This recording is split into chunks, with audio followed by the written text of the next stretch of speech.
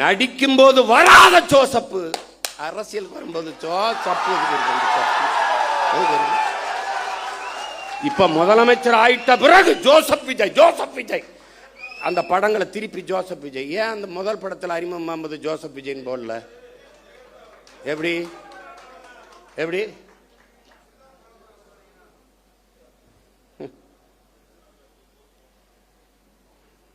ஊழலஞ்சத்தை ஒழிச்சு விட்டான். எங்கிட்டு ஒழிச்சிய?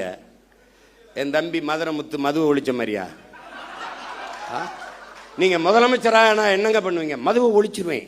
எப்படி ஒழிப்பிய? இப்படி கேப்பீங்கன்னு அந்த வரங்க ஒழிச்சு வச்சிருக்கீங்க அப்படின்னு ஒரு ஒழிச்சு வச்சுட்டு வர வாய்கிட்ட ஒழிக்கிறது இல்லை.